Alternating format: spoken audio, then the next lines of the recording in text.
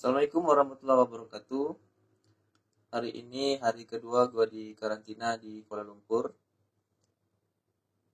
Di video kali ini gue akan sedikit menjelaskan masalah biaya-biaya yang harus kita bayar untuk selama di masa karantina dan biaya untuk swab.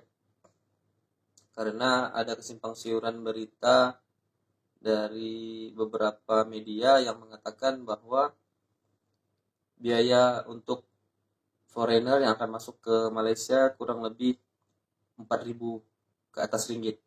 Jadi di video kali ini gue akan konfirmasi bahwa sampai saat ini biaya yang kita keluarkan untuk karantina hanyalah 2.100. Itu maksimal.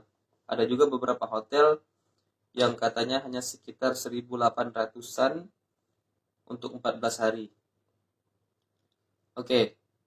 Selain itu juga di video ini gue akan sedikit menjelaskan saat ketibaan di Bandara KLIA apa-apa saja yang harus kita lakukan dan apa-apa saja yang akan terjadi di sana dan apa aja yang akan kita bayar selama berada di Kuala Lumpur International Airport.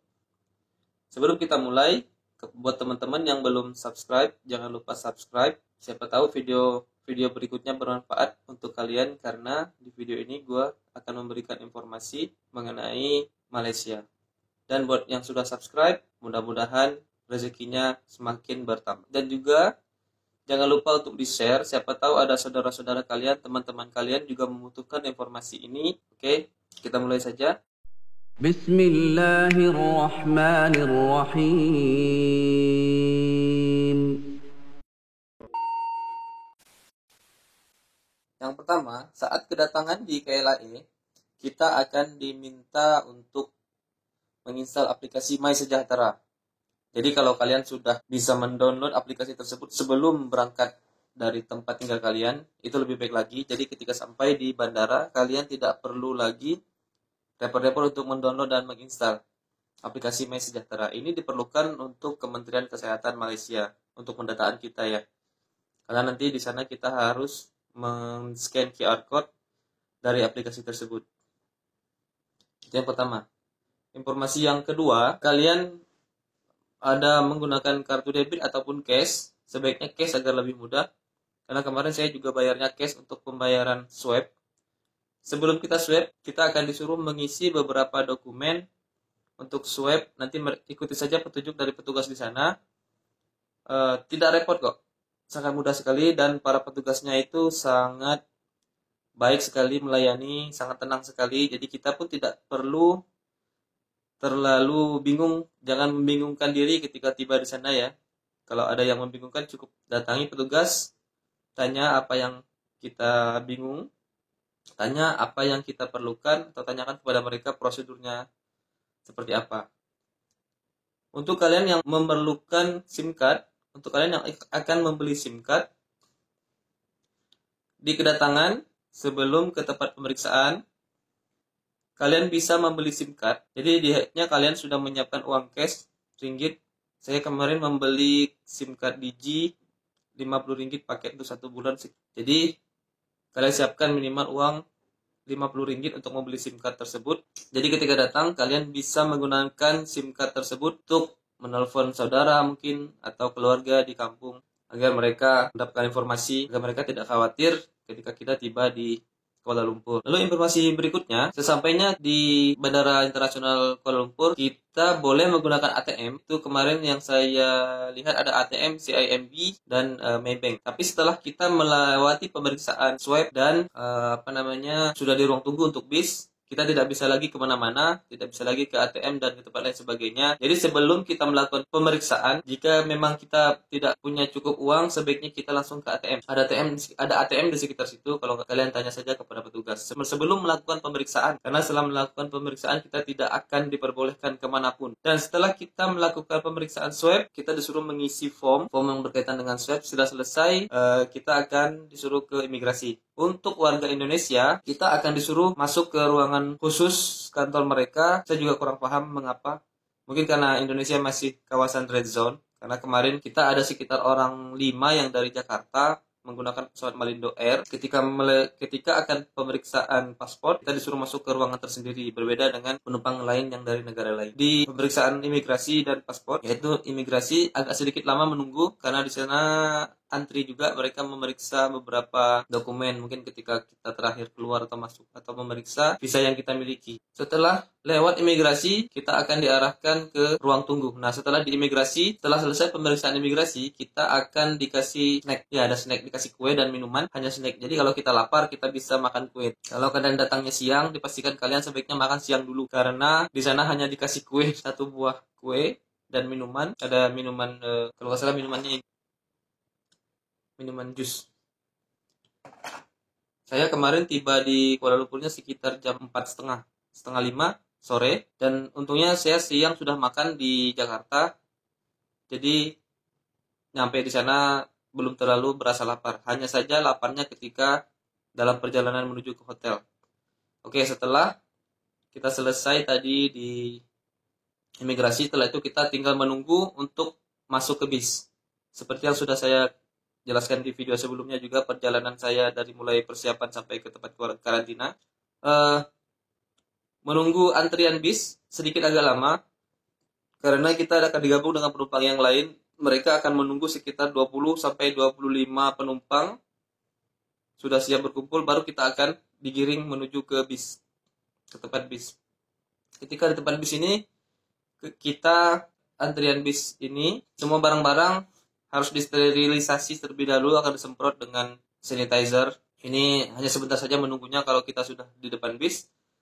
Jika sudah selesai, kita langsung naik ke bis. Jika hotel tidak jauh dari bandara, mungkin lebih mudah, karena beberapa teman yang lain saya lihat ada di Hotel Putrajaya, yang mana hanya sekitar 10 atau 15 menit dari bandara. Ada juga hotel-hotel yang lain yang saya juga tidak tahu.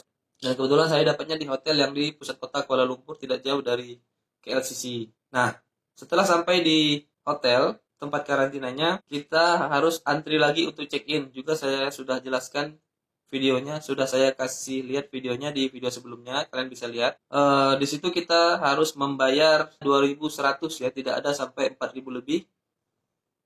4.000 lebih itu yang dimaksudkan adalah ibaratnya sudah ditalangin oleh kerajaan Malaysia.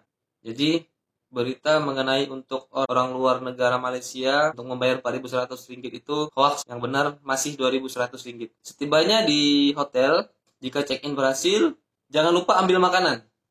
Setelah proses check-in berhasil, kalian tanyakan, karena kalau kita, seperti saya kemarin, saya datangnya sampai sini sekitar jam setengah 10 malam, selesai check-in, dan itu sudah waktunya makan, itu sudah waktunya jam makan malam. Ketika selesai check-in, jangan lupa ambil makanan, mereka sudah siapkan. Kalau tidak kelihatan, atau kalian bisa tanyakan untuk makan malamnya kepada petugas di sana. Nah, setibanya di hotel, ketika selesai check-in tadi, dan ketika selesai check-in kalian akan dikasih kunci kamar hotelnya seperti biasa. Di sana ada surat-surat yang tinggal dibaca, dan ada lagi mereka akan menyuruh kita mengisi seperti ini aja formnya. Jadi tinggal di-scan, nanti akan diarahkan ke Google Form. Tinggal diisi saja, ini hanya untuk data mereka saja, untuk data kesehatan. Lalu setelah di pusat karantina, kita tinggal, ya kita berarti maksudnya ketika sudah sampai di kamar hotel, kita hanya cukup istirahat. Ketika sudah sampai di kamar, kita artinya sudah berhasil di tempat karantina, maksudnya jika kita sudah di kamar hotel, berarti kita sudah mulai karantina untuk selama 14 hari. Oh ya, untuk swab, nanti tadi sudah saya jelaskan, di kedatangan kita diperiksa swab hidung dan tenggorokan. Jadi 2 kali. Swab hidung itu adalah rasanya sedikit, tapi tidak terlalu sakit. Dia juga di tenggorokan juga biasa aja rasanya. Dan nanti untuk swab terakhir ketika hari ke-13 atau hari ke-14 karantina, kita akan dipanggil lagi untuk di swab terakhir katanya. Kalau positif, kita akan langsung dikirim ke rumah sakit. Berdoa saja mudah-mudahan tidak sampai positif. Lalu kemudian untuk di kamar hotel karantina, untuk makan kita tidak usah takut. Biaya yang kita bayar tadi 2.100 itu sudah termasuk makan pagi, makan siang, dan makan malam. Untuk makan pagi, mereka sudah menyiapkan makanan. Untuk sarapan itu dari jam 8, mereka akan meletakkan makanan kita di kursi di depan kamar. Jadi di depan kamar itu sudah disiapkan kursi-kursi untuk mereka meletakkan makanan. Lalu untuk makan siang, mereka akan meletakkan makanannya jam 12:30 siang. Jadi kalau kira-kira kalian sudah lapar jam 11 ataupun jam 12, ya tahan-tahan dulu ya. Lalu untuk makan malam, mereka sudah menyiapkan makanannya jam 7 malam. Dan makanannya dalam bentuk box. Dan biasanya juga mereka memberikan buah dan jus. Kalau pagi mereka biasanya memberikan jus. Jadi untuk makanan insya Allah sehat dan mengenyangkan, lebih dari kenyang. Selama 14 hari ini tidak akan ada petugas kebersihan yang akan membersihkan kamar kita. Jadi sebaiknya kita menjaga kebersihan kamar kita sendiri selama 14 hari ini. Kalau kotor, kita cukup bersihkan sendiri. Untuk handuk pun tidak ada ganti selama 14 hari ini. Untuk kamar mandi tidak akan dibersihkan, jadi kita membersihkan sendiri. Untuk mencuci baju pun kita harus mencuci sendiri. Atau kalau kalian punya biaya lebih, mungkin bisa meletakkan pakaian kotornya di depan, lalu nanti kita hubungi petugas cuci. Saya yang ini kurang pasti, nggak tahu juga apakah bisa kita menitipkan pakaian kita di luar untuk laundry, saya kurang tahu. Oke teman-teman, itu tadi sedikit informasi dan sampai tempat karantina untuk biaya dan swabnya. Semoga bermanfaat buat teman-teman yang akan kembali ke Malaysia. Sekali lagi saya ingatkan buat teman-teman yang belum subscribe, jangan lupa subscribe. Semoga video-video berikutnya yang akan saya bagikan bermanfaat untuk kalian. Dan buat teman-teman yang sudah subscribe, saya ucapkan terima kasih atas dukungannya. Mudah-mudahan rezekinya semakin melimpah. Sekian dari saya. Assalamualaikum warahmatullahi wabarakatuh.